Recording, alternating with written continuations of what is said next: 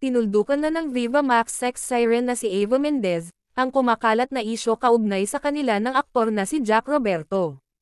Recently lang kasi, nag-viral sa social media ang ilang pictures at videos ng dalawa na spotted magkasama sa isang party.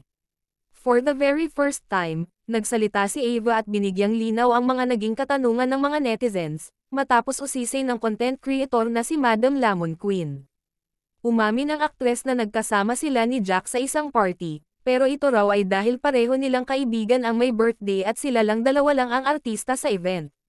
Nasa isang 5-star hotel kami. Doon kami kumain, uminom kasama yung mga malalapit na kaibigan nung may birthday. So nagiinuman, nagkakatuwaan na, at si Jack, medyo nakainom na rin, kwento ni Eva. Nabanggit din ng sexy actress na since silang dalawa lang ang artista, may mga nag-request na magpa-picture sa kanila.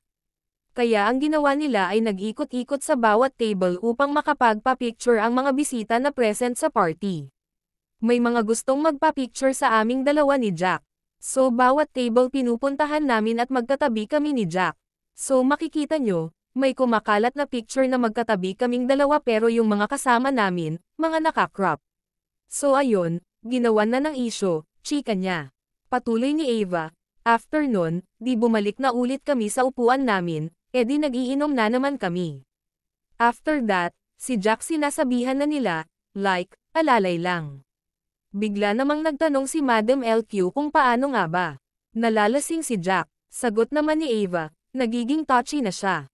Nag-follow-up question ulit ang content creator sa kanya, nagiging touchy siya sa'yo. Pag-amin ng aktres, hindi lang naman sa akin. Yung mga nakakita kasi binibigyan na nila ng mali siya. Pero pag kilala mo yung tao, syempre parang normal lang, makulit lang kasi nakainom eh.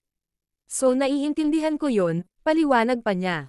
Chinika rin ni Eva na nalasing talaga silang lahat, sa dami ng kanilang nainom at doon na raw naging aggressive si Jack sa kanila. Halos maubos na namin yung isang box ng single malt na ininom namin, doon na siya parang naging aggressive, sambit niya. Ani niya, yun nga, kumakausap na siya ng mga usherettes na mga babae, tapos parang umalis na yung mga babae doon. Tapos next yung samin na, kasi kami na lang yung natitira and then dapat pauwi na kami noon kaso hindi na ako nakauwi dahil lahat kami lasing.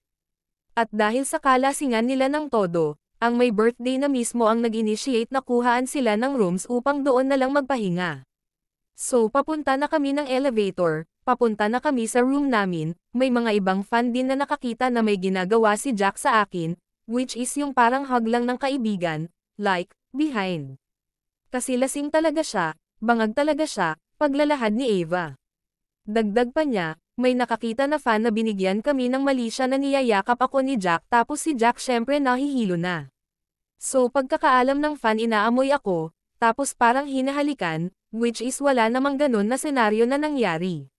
Lasing yung tao eh. So naghahanap ng parang, sandalan, so ako yung nakitang malapit. So yun yung nangyari, depensa niya. Nang tanungin naman siya ni Madam LQ kung papatol ba siya sa taong may jowa. Ang diretsahang sagot ni Eva, hindi. Hindi ko rin gusto eh. Tsaka hindi ko rin gusto si Jack. Yun lang yun. Samantala, napabalita din na nagkalabuan si Barbie Forteza at Jack Roberto, dahil hindi nga ito kumbinsido sa mga pahayag ni Jack Roberto at Eva Mendez.